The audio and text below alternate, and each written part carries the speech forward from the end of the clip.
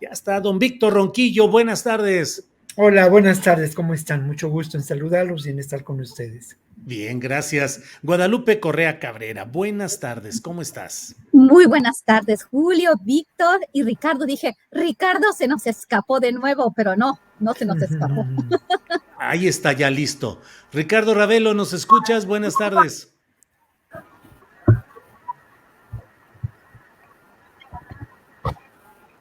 No. Bueno, vamos a tratar había aquí un problemilla de conexión, pero ya estamos. Bueno, ahorita lo arreglamos. Esperemos que todo esté bien y que podamos tener una buena conexión. Bueno, pues muchas gracias a los tres por estar presentes en este jueves 27 de octubre y vámonos tendidos que hay muchos asuntos. Ojalá y alcancemos a abordarlos a todos. Me parece, Víctor Ronquillo, ¿cómo ves el tema de que ya hay sentencia contra el autor material del asesinato de nuestra compañera periodista Lourdes Maldonado en Tijuana, contra el autor material directo, contra dos cómplices que los acusan de ser coautores, pero el autor intelectual, el que mandó matar, el que ordenó a estas personas que lo hicieran, no hay nada? Víctor, ¿qué opinas de este tema? Bueno, son varios, digamos, subtemas en relación a este caso, ¿no? Lo primero es, pues ya lo has señalado, ¿no?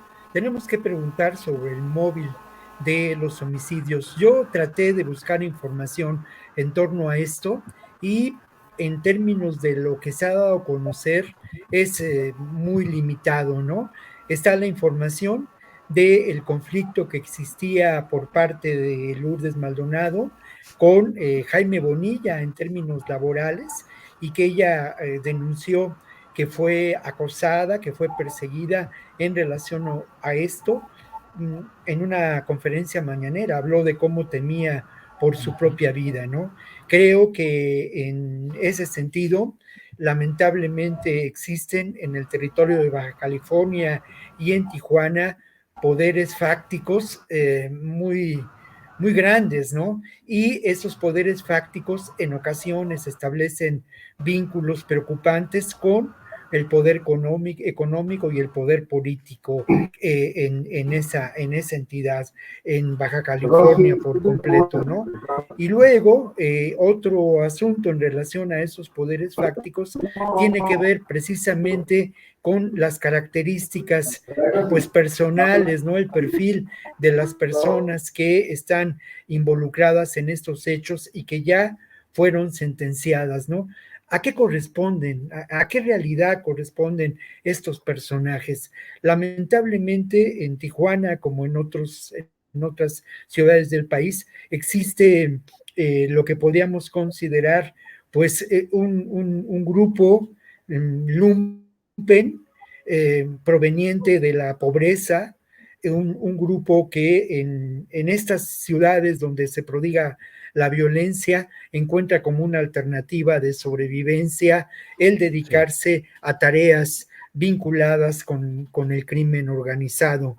Este grupo, estos grupos, estas personas responden a verdaderos intereses y en ocasiones conforman por una parte a las pandillas en Nuevo Laredo, en Juárez, en la propia Tijuana, y por otra parte conforman lo que podemos considerar pues la mano de obra más barata para los grupos del crimen organizado y estos intereses que he mencionado.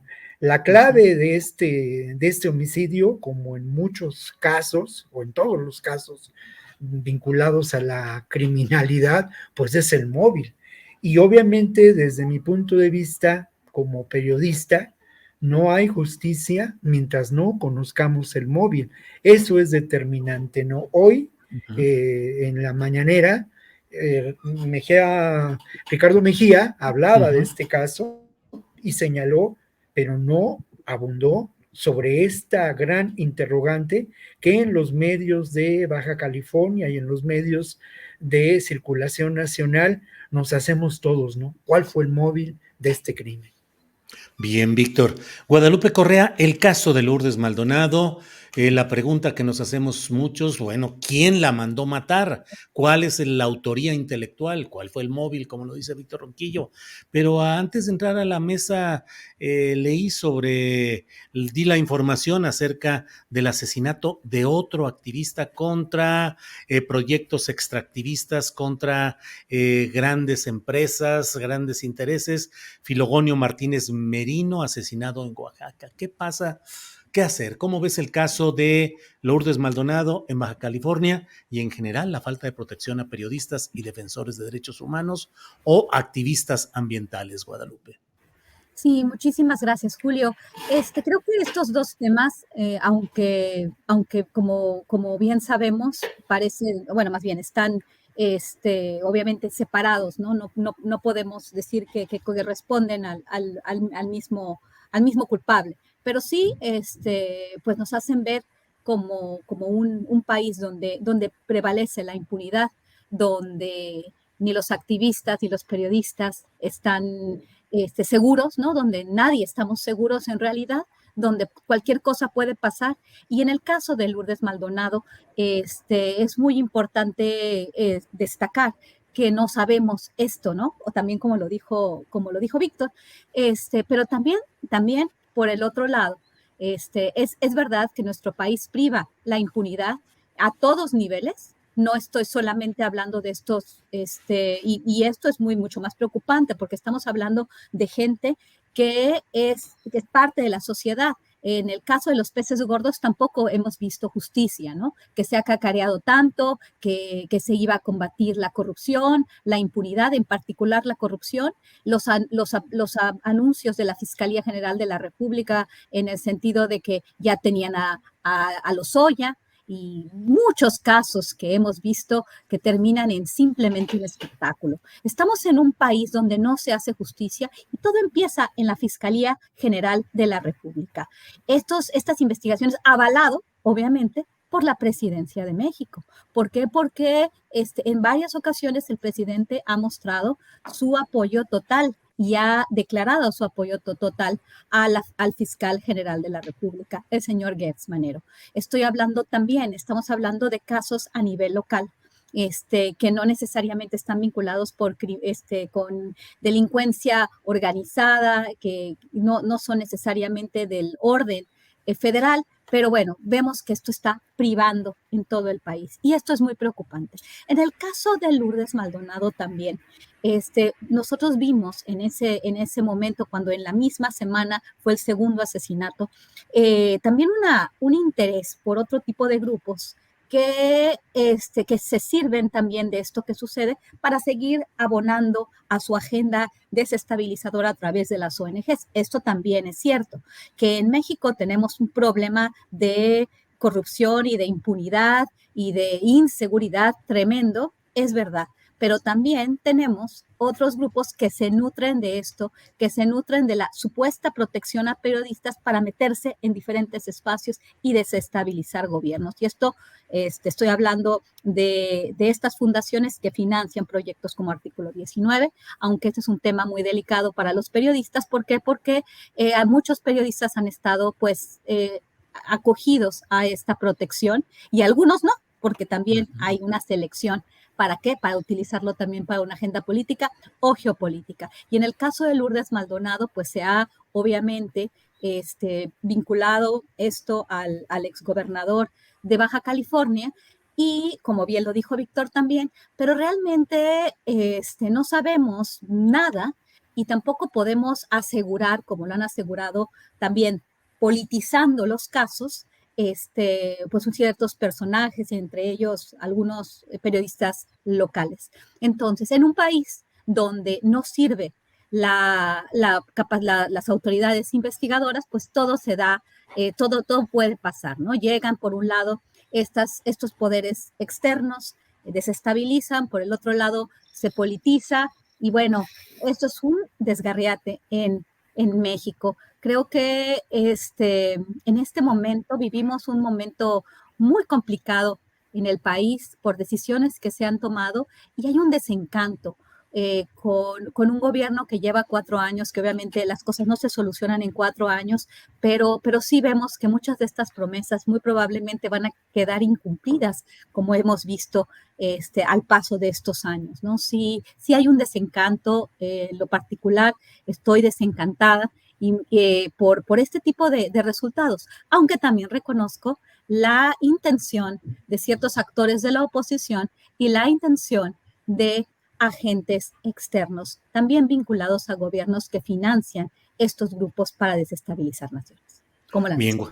Bien, Guadalupe. Ricardo Ravelo, ya estamos aquí listos para tu comentario acerca de este tema de Tijuana, Lourdes Maldonado, ya con el asesino material, el ejecutor directo y 2 coautores sentenciados. Pero, ¿quién la mandó matar? ¿Quién es el autor intelectual? ¿Cómo está esta situación ahí y en otros estados, Ricardo?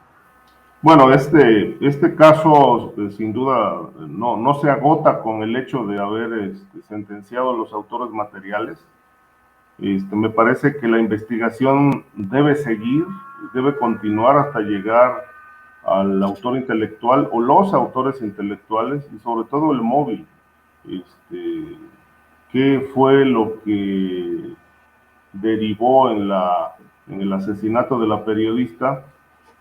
Por los antecedentes que son públicos, pues sabemos que traía un conflicto bastante fuerte con Jaime Bonilla, el exgobernador de Baja California, precisamente por una liquidación que pues él se negaba a pagarle por varios años de trabajo en sus empresas de comunicación, y que ella misma denunció en la conferencia mañanera algunas semanas antes de ser asesinada. Entonces creo que este caso pues no se debe quedar ahí nada más, ¿no? Yo creo que la responsabilidad de las autoridades es llegar al fondo de este caso. Y no es el único, ¿no? Evidentemente hay muchísimos casos de periodistas en el país cuyas investigaciones están archivadas. Algunas están en las fiscalías estatales, como es el caso de Veracruz, que es el estado que más periodistas asesinados tiene en los últimos 10 años, pero no todos los casos están aclarados. Creo que solamente el de Gregorio Jiménez, de la ciudad de la zona sur de Veracruz, es el único caso que se aclaró y están detenidos los autores materiales e intelectuales. Pero del resto no sabemos nada. El caso Regina Martínez acaba de llegar a la Suprema Corte, donde se van a determinar algunas cuestiones sobre la investigación. Hay que recordar que este caso ocurrió en el sexenio de Javier Duarte, como la mayoría de los casos veracruzanos, de periodistas que fueron desaparecidos, asesinados, descuartizados, en muchos casos ante la presencia de agentes de la policía que ni siquiera intervinieron. En un libro que yo publiqué que se llama Asesinato de Periodistas, Los Expedientes, abordo 12 casos de Veracruz, la crónica, la historia de qué pasó y por qué los mataron. Y en realidad, en aquel momento muchas líneas de investigación apuntaban a que los periodistas estaban vinculados con el crimen organizado, pero nunca se despejó, nunca se aclaró si esa presunta vinculación era voluntaria o forzada. Y el caso Regina Martínez, bueno, ni siquiera exploraron la línea informativa. Ella había publicado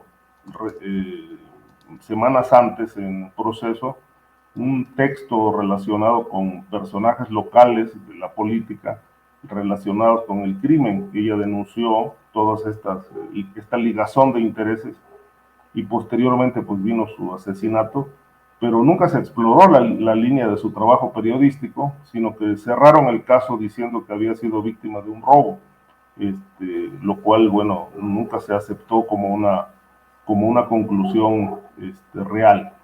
Y así, bueno, por donde sea, impera la impunidad, y pues es la hora que no hay resultados en las investigaciones. hay contadísimos casos donde se sabe qué pasó, pero en muchos otros los expedientes están archivados y hasta parece que ni siquiera el Estado mexicano tiene interés en esclarecer estos asesinatos y o desapariciones. Bien, bien, Ricardo. Víctor Ronquillo, el caso García Luna. El propio secretario de Gobernación ha dicho y ha encendido una polémica muy amplia al hablar de que habría una investigación internacional contra Felipe Calderón. Luego dijo que no había dicho lo que sí dijo, en el sentido de que sí habló explícitamente de García Luna y de Felipe Calderón y dijo que había una investigación internacional. Pero bueno, dijo que no. Pero también dijo que estaba ahí pendiente el tema central, que es el de Rápido y Furioso, la venta de armamento que entró de Estados Unidos a México y que terminó vendida a grupos criminales, según lo que se ha dicho ahí. Pero al mismo tiempo que se da todo esto, en Estados Unidos hablan de que hay nuevas pruebas de responsabilidad de Genaro García Luna. ¿Cómo ves estos temas, Víctor Ronquillo? Bueno, lo primero es que hay que contextualizar un poco, ¿no?, estos hechos. Por una parte, en el contexto está sin duda la presencia del secretario de Gobernación en distintos estados del país, en las cámaras de diputados.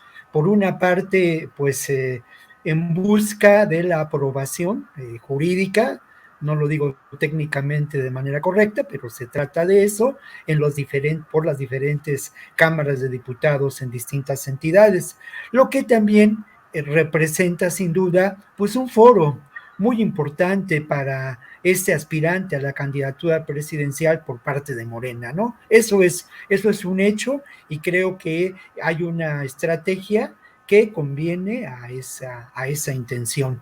Lo otro, en ese contexto, también en este contexto, vale la pena recordar las declaraciones de Felipe Calderón esta semana en un foro en el que se sentó juntito a José María Aznar, una organización, se me escapa ahora el nombre, que preside Mario Vargas Llosa y que sin duda pues representa a la derecha internacional. Y en ese encuentro de la derecha internacional, en la que también estuvo el expresidente Zedillo, Calderón mencionó que se le siguen investigaciones ridículas, ¿eh? Sí, esta mención es muy importante y obviamente quedó por ahí disuelta entre sus declaraciones sobre el término de la democracia en nuestro país, ¿no? La finalización de la democracia inminente que él sentenció que se iba a dar este mes. Esa declaración, obviamente, pues encontró una respuesta muy rápida en la mañanera y López Obrador, en donde ya, bueno, no voy a reiterar lo que menciono y voy más bien a otro elemento de contexto, ¿no? Y ese elemento de contexto tiene que ver, pues, con que sin duda en Estados Unidos, en las agencias vinculadas con la justicia, pues existe un imperativo de llevar adelante ese juicio que se ha dilatado enormemente.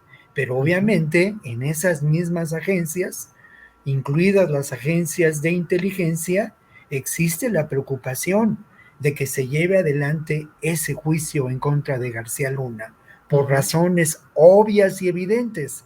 ¿Qué tanto sabe García Luna y qué tanto está dispuesto a develar de los manejos ocultos entre las agencias de inteligencia de Estados Unidos, como la DEA, y las agencias de seguridad del propio gobierno mexicano?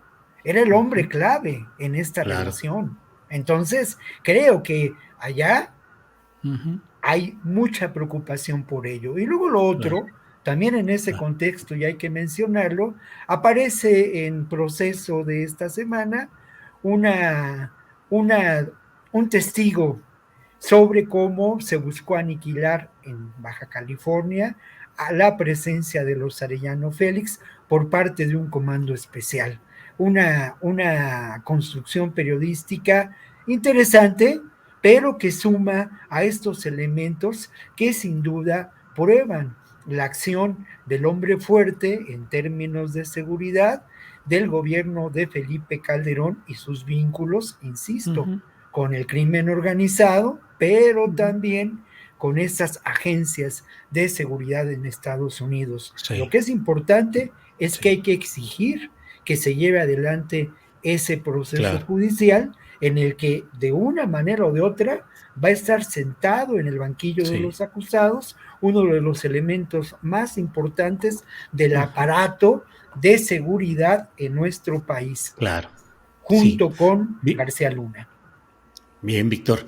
Guadalupe, en primero que nada veo e invito al público porque veo que vas a estar hoy en el portal de Elefante Blanco, que es uno de los grandes medios honestos y críticos de Tamaulipas, junto con En un 2x3 que dirige Marta Olivia López. Vas a estar con Carlos Manuel Juárez hablando sobre los elementos que se cruzan en la violencia extrema en Tamaulipas. Si nos dices rápidamente a qué hora va a ser, porque eso sí no lo tengo por aquí anotado. Y segundo, que nos des tu opinión respecto a estos temas, el secretario de Gobernación echando todo el rollo sobre, bueno, toda la declaración sobre la investigación internacional contra Felipe Calderón, la readaptación del dicho y bueno, y García Luna en Estados Unidos. Guadalupe, por favor.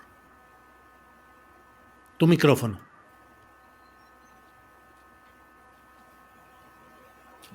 Perdón, ya está. Perdón, sí, muchísimas gracias, Julio. Mira, gracias por mencionar esto, porque el programa, la plática que tuve con Carlos Manuel Juárez, que definitivamente Elefante Blanco es una plataforma muy profesional. El trabajo de Carlos Manuel es un trabajo que yo admiro bastante. Y bueno, no sé bien a qué horas es, porque me lo acaba de compartir, no sé bien, voy a preguntar y lo voy a poner en el Twitter, porque es muy importante esta conversación que tuvimos. Yo creo que es una de las más importantes que he tenido en este año, la conversación que tuve con Carlos Manuel, porque conocemos bastante bien lo que sucede en Tamaulipas, y no es solamente un tema a nivel local, no es la región ribereña tamaulipeca, lo que es la frontera chica, sino lo que implica en el tema de la militarización, la relación con Estados Unidos y lo que implica para cuestiones geopolíticas. Es una plática de verdad que no se pueden perder, no porque estemos nosotros ahí, sino porque discutimos temas de gran importancia. La supuesta llegada del cartel Jalisco Nueva Generación a Tamaulipas, todas las dinámicas que ahí se dan, muy importante, por favor.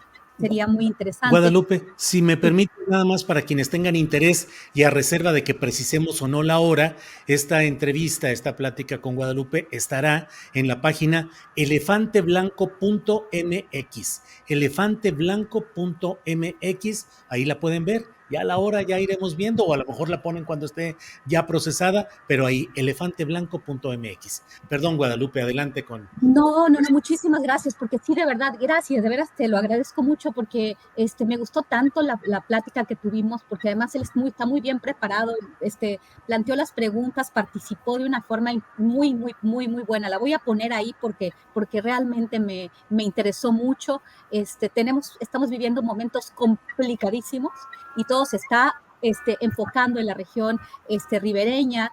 Otra vez vuelven a salir 100 familias del ejido de Santa Rosalía, en la región ribereña, en la frontera chica. Recordemos Mier, recordemos Camargo, recordemos cuando se incendió y cómo esto validó el avance de la militarización en el periodo de Felipe Calderón Hinojosa. Y en este momento, pues bueno, esto también va a fortalecer el apoyo, la militarización en un momento en el cual va a haber crisis política.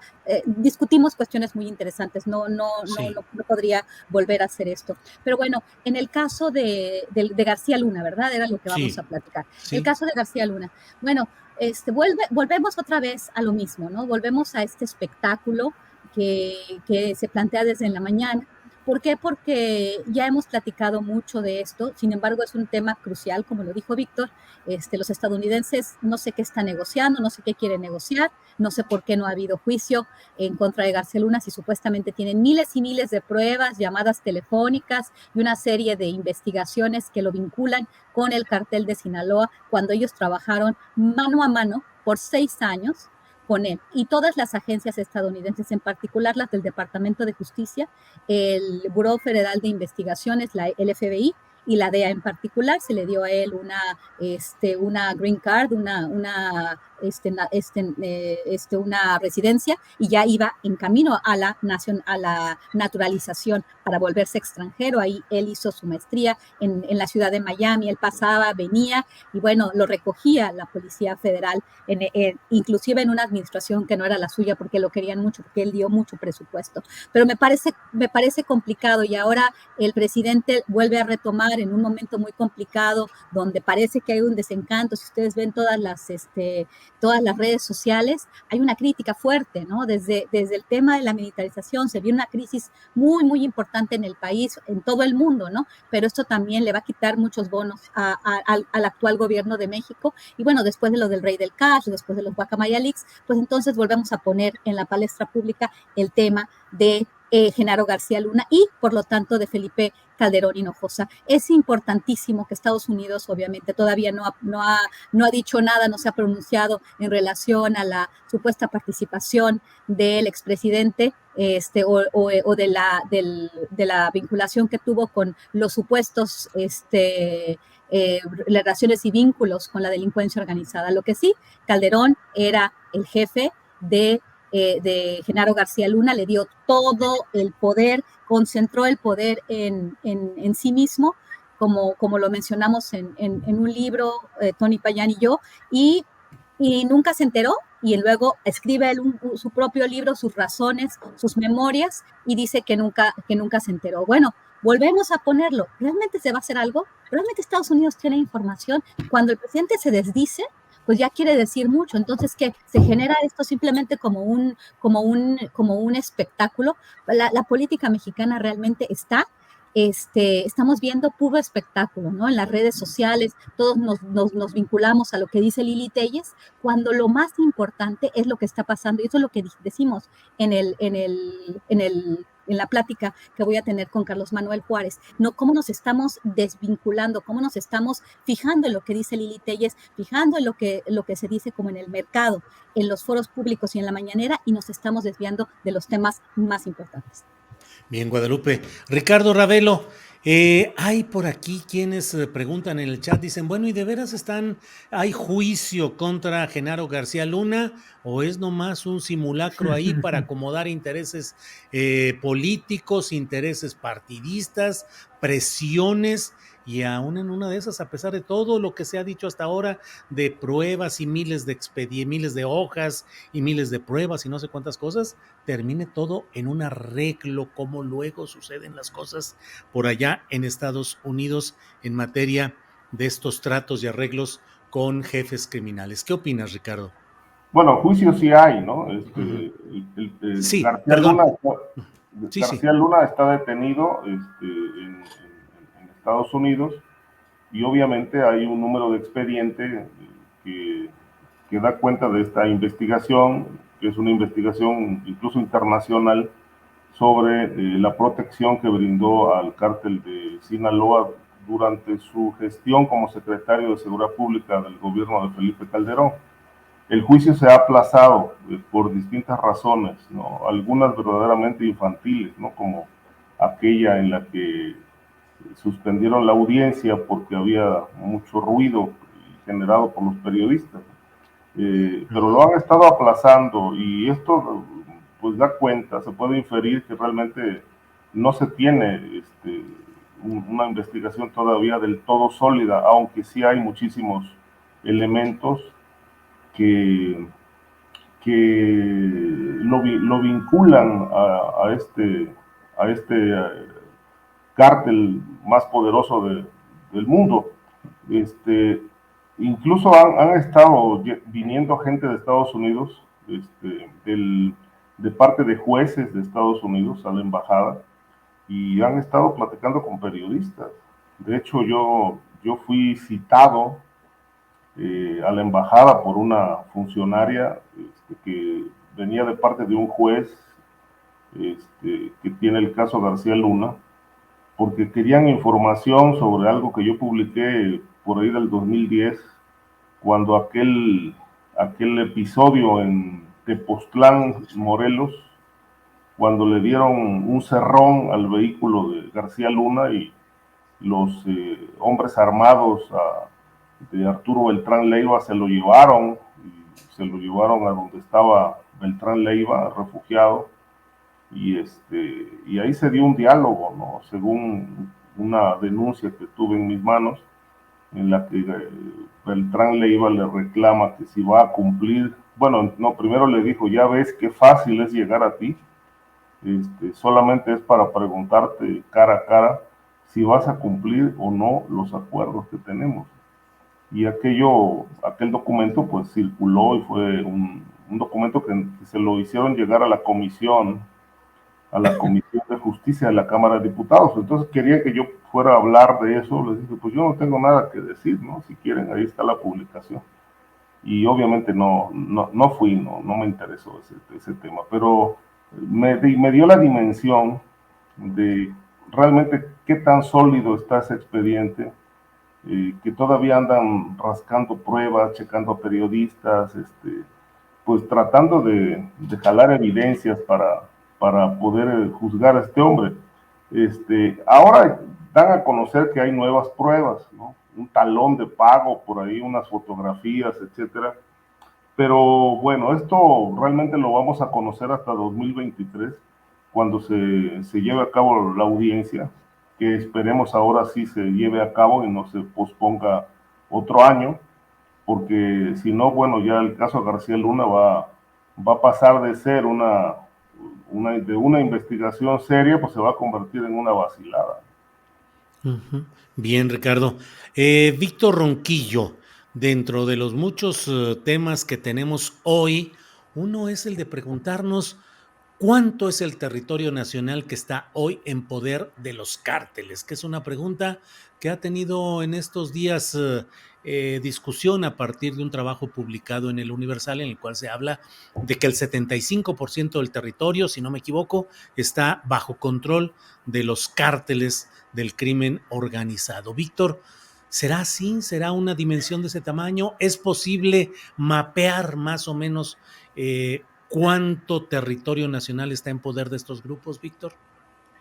Mira, yo creo que es muy temerario, ¿no? O sea, francamente sí es muy temerario, ¿no?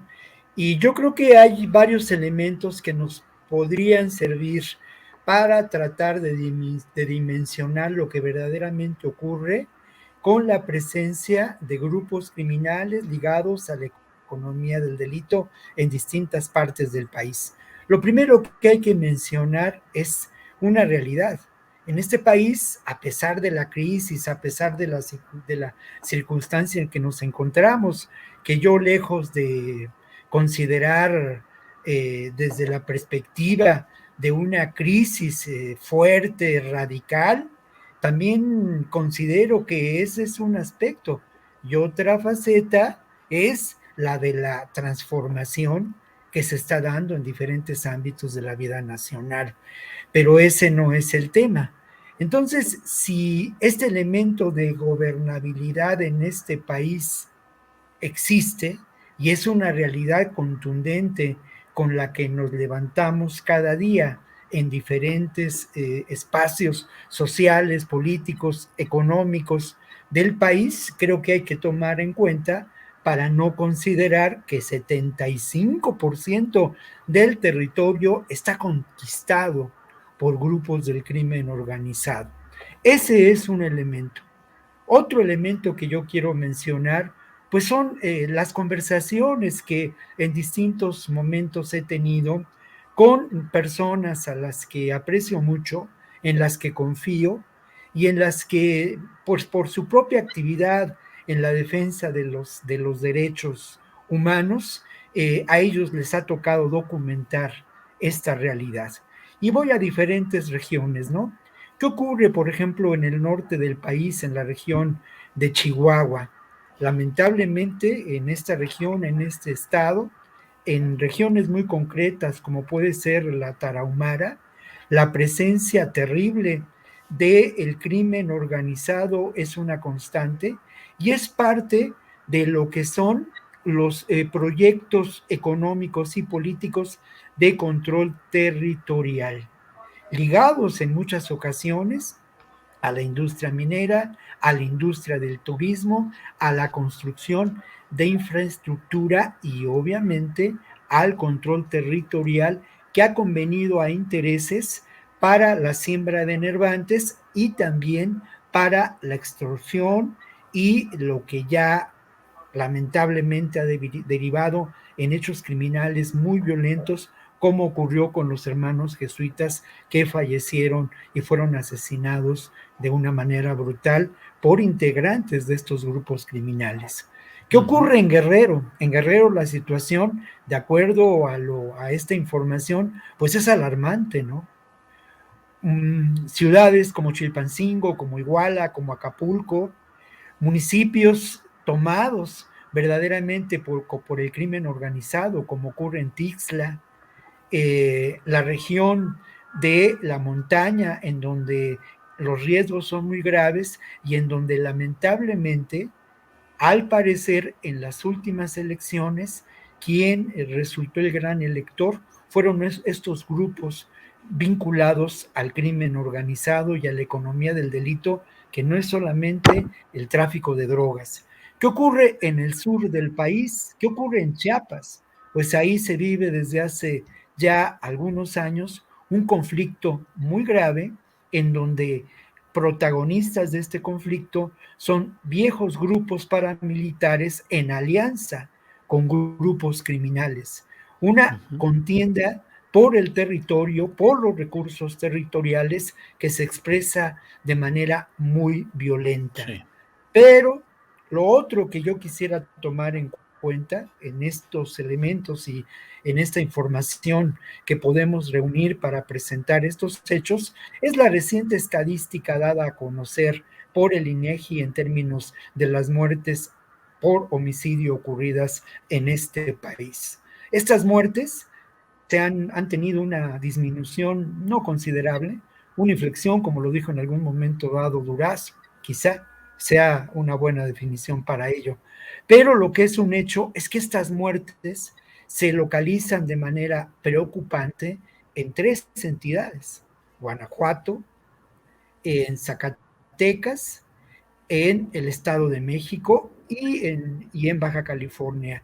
También en Guerrero, por cierto, son más entidades. Pero esto creo que nos puede presentar un elemento más, y no voy a abundar ya en ello, pero creo que también es de tomarse en cuenta, es la presencia de grupos que por su organización, su armamento y el entrenamiento, el adiestramiento a que han sido sometidos, podemos considerar paramilitares en la frontera sur, en la frontera norte, en la región de Guerrero, en la región también, sin duda, de Jalisco, ¿no? En el estado de Jalisco. Entonces, esto creo que nos puede permitir de ahí a establecer, como lo dijo el jefe del Comando Norte, que aparte la traducción es rara, yo ahora busqué las declaraciones originales del jefe del Comando Norte y no habla del control territorial, que el 35% de nuestro país habla de la tentativa, de la presencia del crimen, que puede generar condiciones difíciles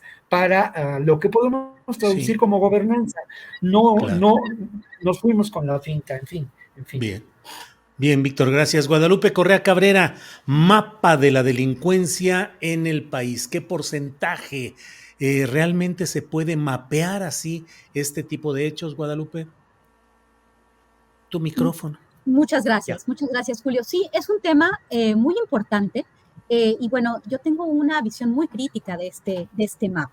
Y fíjate que íbamos a estar en un programa con José Buendía, hace 2 días, el señor Silver Mesa, que es el autor o el coordinador, es el coordinador de la unidad de investigación del Universal, quien fue el que dio a conocer en su cuenta de Twitter este mapa y quien ha estado dando las entrevistas, ¿no? Y bueno, además de todo, dice que afirma que el país está peleando metro por metro, habla de algunos estados donde metro por metro prácticamente todo el estado está controlado por el crimen organizado. Él le llama en su cuenta de Twitter los carteles del narcotráfico. Me parece muy irresponsable presentar un mapa de este tipo, darlo a conocer en plataformas como Aristegui Noticias, que tienen un alcance a nivel nacional, porque plantean una realidad, una realidad que no se confirma con los hechos. Y bueno, también esto justifica algunas perspectivas también desde Estados Unidos. ¿Quién va a poder medir cuánto está controlado el territorio? 72%, pues ya somos un estado fallido. O sea, ¿de dónde sacó estos datos? Supuestamente se construye sin especificar una metodología clara, profesional, también hacer las conceptualizaciones y correspondientes, ¿no? ¿A qué se refiere con el narco? Se refiere a organizaciones que trafican con droga y esas son las que dominan 72% del país. Somos entonces un narcoestado si eso fuera real y si utiliza estas filtraciones, los Guacamaya Leaks. ¿Cómo hizo esto? ¿Y las filtraciones de dónde vienen? Son pues reportes de inteligencia, pero ¿qué es un reporte de inteligencia que viene de la Secretaría de la Defensa Nacional? Son simplemente, no sé, emails, son estudios muy concretos de la Secretaría de Defensa Nacional o son simplemente reportes de quién dice y quién no dice. Me parece verdaderamente irresponsable que ni siquiera se pueda hablar de la metodología y que a partir de un medio como el Universal se presente esta narrativa también desde la oposición, porque así me lo parece, ¿no? Yo tenía mucho interés en debatir ideas, hablar francamente con el señor Silver Mesa, quien estaba invitado a un diálogo con nosotros, y bueno, finalmente no se presentó, pero sí quiero volver a decir que este tipo de investigaciones tan poco profesionales, tan mal hechas, sin metodología, sin conceptualización, sin una manera de instrumentalizar estos conceptos para dar un resultado de este tipo y unos mapas con supuestamente cuántas son, creo que son 80, él habla de 80 grandes organizaciones y 16 bandas delictivas. ¿A qué se refiere? Y en México tenemos grupos dedicados al narcotráfico, paramilitares criminales, grupos dedicados al robo de combustible, grupos dedicados a la extorsión, al secuestro, especializados. Creo que es muy irresponsable lo que se hizo en el periódico Universal. Muchas gracias. Bien, Guadalupe. Ricardo Ravelo, mapas. ¿Se puede mapear la delincuencia organizada en nuestro país? Por aquí vi a alguien que dice, no hombre, ¿cuál 75%? Si es el 100% y sin necesidad de mapas ni de discutir nada. ¿Qué opinas, Ricardo? Yo creo que las evidencias no se prueban, Julio. Hay que tomarlo muy en cuenta esto. Ahí están los hechos, ahí están la violencia, las masacres, las desapariciones, los tiroteos, el desplazamiento del crimen por todos lados, el cobro de piso en todo el territorio nacional, municipios, rancherías, en todos lados hay cobros de piso. La gente se queja de esto y muchas veces ya ni siquiera lo denuncian porque muchos negocios están a cuota fija para poder operar. Incluso hay empresarios en la ciudad de Coatzacoalcos, conozco varios que he platicado con ellos, que ellos pagan seguridad, es decir, pagan al crimen para que no se metan con ellos, y es una cuota dependiendo, ahora sí como se dice comúnmente, según el sapo es la pedrada. Hay empresarios que pagan hasta 200,000 pesos mensuales al crimen para que, pues lejos de que se metan con ellos, pues les puedan generar una cierta seguridad. En fin, está todo verdaderamente plagado de crimen. Los informes del Guacamaya Leaks pueden tener, por supuesto, porque no, si está hecho por humanos, pues esto no es perfecto, ¿no? Pueden tener algún margen de error, pueden ser incluso algo exagerados a veces, porque no todos los reportes de inteligencia dan cuenta de una verdad, sino puede ser un elemento menor y luego pues lo exageran.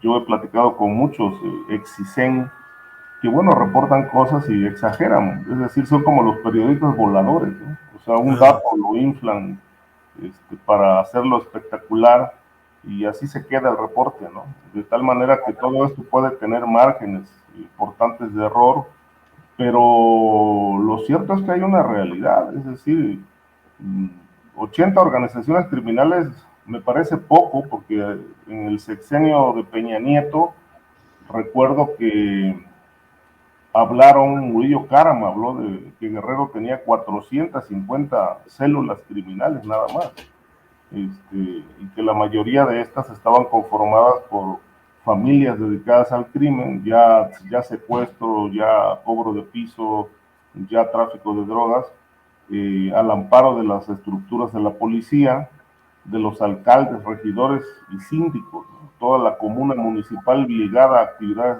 criminales. Yo creo que, por ejemplo, más allá de la presencia numerosa o no del crimen organizado, lo que sí es preocupante es el hecho de que por lo menos más del 50% de los municipios del país están gobernados por gente vinculada al crimen. Y obviamente la narcopolítica. La presencia de la narcopolítica es gravísima en el país y es un tema del que no se habla absolutamente nada, ni se cree que sea un problema. Por ejemplo, el estado de Morelos tiene 33 municipios y la mitad son gente ligadas a los rojos, a otros cárteles locales. Lo mismo está Veracruz, está Michoacán, en fin, este manejo de la política entreverada con el crimen, eso sí está en toda la República Mexicana, pero no hay investigaciones, no se cuestiona. Al presidente parece que no importarle este flagelo de cómo el crimen ya tomó el poder en la mayor parte del país. Ni se hacen investigaciones para desmantelar redes criminales, ni se conoce realmente investigaciones que vayan enfocadas al desmantelamiento del patrimonio criminal, en fin, de tal manera que, bueno, lo que impera es un alto nivel de impunidad y que como consecuencia de ello la violencia se ha colocado como uno de los principales flagelos perturbadores de México. Desde Felipe Calderón a la fecha han cambiado políticas contra el crimen, pero lo que no ha cambiado es la violencia y esta sigue escalando porque si no hay política antimafia, pues no puede haber resultados. Y yo creo que esto es lo que hoy está ocurriendo. El alto nivel de impunidad detona que siga floreciendo la criminalidad. Bien, Ricardo, gracias. Víctor Ronquillo, sí, perdón, Guadalupe, adelante. Sí, muchísimas gracias. Quisiera decir algo que me parece muy importante en esta ocasión, y como siempre, a veces no estamos de acuerdo los miembros de la mesa, y en este momento pues no estoy de acuerdo con mi gran amigo Ricardo Ravelo, a quien admiro y aprecio demasiado, pero yo no estoy de acuerdo en este sentido de que a todo el mundo casi le cobran derecho de piso al 70% casi de la población. Habría que como que ver de qué estamos hablando, ¿no? O sea, de qué estamos hablando, porque se da con este tipo de mapas, con este tipo de porcentajes, como que queda afuera, porque entonces alguien como Trump va a decir, no, pues estos badhombres están controlando 72%, pues vamos a ayudarlos, es un narcoestado. Bueno, eso es una cuestión que me preocupa bastante. Por el otro lado, hacer un mapa en base a estas filtraciones, a ver, en primer lugar, ¿por qué se hicieron estas filtraciones? ¿Se hicieron de forma selectiva? ¿Quién las filtró? ¿Para qué? Es lo mismo que yo estaba diciendo sobre una narcomanta. ¿Para qué dejas una narcomanta? Para que alguien lea un mensaje que tú quieres dejar. Entonces, aquí también es lo mismo, ¿no? O sea, hacer un mapa en base a filtraciones me parece también un poco irresponsable y no solamente viendo la perspectiva de un pequeño grupo que tiene una agenda claramente política. Y claramente de golpeteo al gobierno. Ricardo, Víctor, sobre el tema, si no para pasar. Sí, no, bueno, también decir que el Que ya nos quedan 50%, como 3 minutitos a cada perdón, cual para ir cerrando. para Sí, ir, adelante. 50% digamos, de los gobiernos tomados por el narco, un país tomado por el narco, no, bueno, creo que eso no abona, ¿no? No abona una discusión seria. Y lo otro que también es que, bueno, yo he insistido mucho, pero mucho, ha sido uno de mis temas recurrentes que precisamente hay que trabajar sobre la realidad que existe entre los contubernios establecidos entre el poder político y el poder criminal en este país, y que eso lamentablemente no ha sido atendido. No hay una estrategia que busque revertir realidades como la que propició la noche de Iguala o como la que propició el crimen de Digna Ochoa, por ejemplo, ¿no? Esto es una realidad. Lo otro es que lamentablemente sí, en municipios, por ejemplo, de Jalisco, también ocurre en municipios de Guerrero y de Baja California, el crimen organizado en alianza con el poder político ha capturado dos elementos económicos esenciales, que es el asunto de la obra pública y el tema vinculado a la seguridad pública. Esto es parte de esta realidad, pero insisto mucho en el tema de la gobernabilidad. Si esta fuera una realidad, como lo mencionan en esa publicación que se hizo en el Universal o vía Twitter o estas cosas, lamentablemente este país no tendría estas características de gobernabilidad y no podríamos realizar nuestras actividades cotidianas vivas, no podríamos hacer periodismo, no podríamos hacer tele, no podríamos, se encontraría en un verdadero caos, que eso me parece que es un montaje muy estático que ha convenido a el negocio de la venta de libros de escándalo y obviamente conviene a intereses muy concretos políticos. Bien, Víctor, gracias. Guadalupe Correa, para ir cerrando, por favor, ya postrecito o comentario final, lo que tú desees. Tenemos como 3 minutos todavía Claro que para sí. cada cual. Claro que sí. Bueno, voy a dar un poquito una pequeña explicación de lo que platicamos y ya me dijo, y ahorita le escribí a Carlos Manuel Juárez, va a presentarse por las plataformas de Facebook Live y YouTube de la plataforma Elefante Blanco para los que nos quieran acompañar. Bueno, todo esto es a partir de esta nueva era, esta era de transformación del estado de Tamaulipas, cuando sale Francisco Javier García Cabeza de Vaca, entra el doctor Américo Villarreal, un personaje que se ha mantenido pues muy callado, ¿no? Pero bueno, es el Estado de alguna forma experimento para avanzar el tema de la militarización. Hablamos de las fuerzas amigas 2022. Algunas personas me dicen, no, pero es que este tipo de colaboración entre los militares estadounidenses y los militares mexicanos siempre se ha dado. A ver, que se dé en Reynosa es una cosa, que se hayan dado, sí, pero que se dé en Reynosa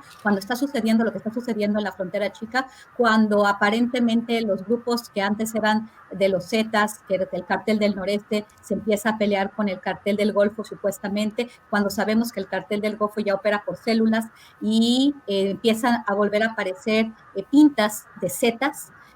¿A qué nos estamos refiriendo? ¿Quién está detrás de esto? ¿Y cuáles son las acciones que se están tomando? Esto está justificando la entrada militar, todo esto a partir de la extradición del Huevo Treviño, el supuesto jefe de plaza de Laredo por el cartel del noreste, o la supuesta entrada del cartel Jalisco Nueva Generación a Tamaulipas, y todo esto en un contexto de un terreno pues rico en gas natural. De la misma forma como está sucediendo en Sonora, donde pues ya viene John Kerry, todo el mundo está vinculado a esto, pero ya mucho se habló con el arresto de Caro Quintero y la supuesta formación del cártel de Caborca en un estado rico en litio, tierras raras y oro. Hay que estar muy pendientes de Zacatecas, de Sonora y de Tamaulipas.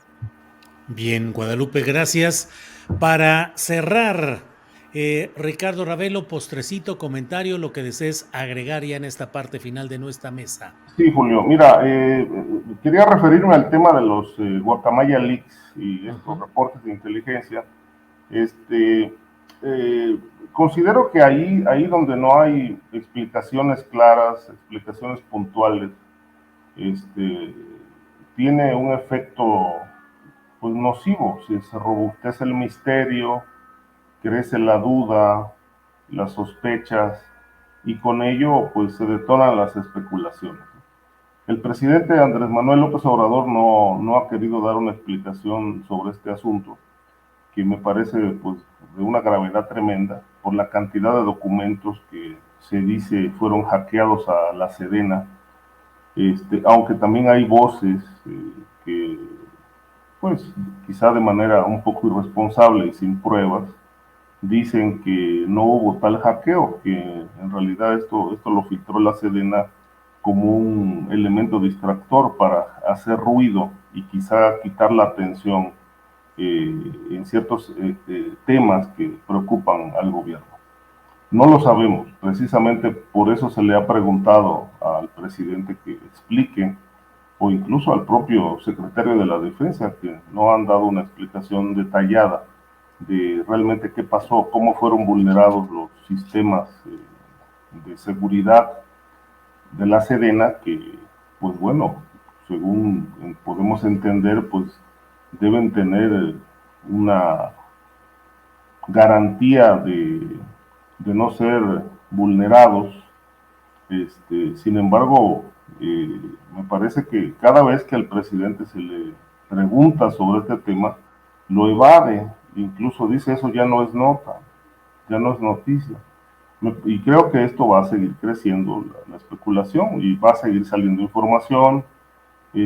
Algunos reportes, por ejemplo, sobre lo que han mencionado de Jalisco, pues tienen bastante eco en la realidad. Lo del jefe de seguridad pública de Tabasco, pues también. Lo de Cuauhtémoc Blanco ni se diga. Es decir, son reportes que sí coinciden con hechos que incluso en otro momento han sido públicos. No son inventos. Pero creo que aquí el presidente vuelve a caer en otra de sus contradicciones, de ser un adalid de la transparencia y luego asume una actitud de cerrazón para no dar explicaciones sobre algo tan elemental y tan preocupante al mismo tiempo, que es, bueno, pues la seguridad nacional de México, del país. Entonces creo que sigue quedando pendiente, sigue quedando en el aire qué pasó con ese hackeo. Me parece que ya debieran tener un informe y darlo a conocer a la sociedad. Pero si realmente fue hackeado el ejército, bueno, el ejército se mostraría ante la opinión pública como una dependencia vulnerable, y me parece que, bueno, esto es lo que están cuidando. Entonces, en aras de maquillar el tema, pues prefieren guardar silencio. Bien, Ricardo, pues estamos puntualísimos, son las 2 de la tarde con 59 minutos, así es que estamos ya cerrando esta mesa. Víctor Ronquillo, como siempre, muchas gracias y buenas tardes. No, Julio, el agradecido soy yo. Un saludo para ti, para los colegas y para el público que nos ha acompañado. Muchas gracias. Gracias, Víctor. Guadalupe, muchas gracias. Buenas tardes. Igualmente, muy buenas tardes, Julio, y mis amigos Víctor y Ricardo, a todos ustedes hacen un jueves. Muchas gracias, y a toda la audiencia también, que siempre está ahí y los queremos mucho. Gracias. Gracias, Guadalupe. Ricardo Ravelo, gracias y buenas tardes. Gracias, Julio. Igualmente, como siempre, un placer y un saludo para ti, para Guadalupe, Víctor. Tengan un buen fin de semana y gracias al público que nos acompañó esta tarde. Bien, nos vemos pronto.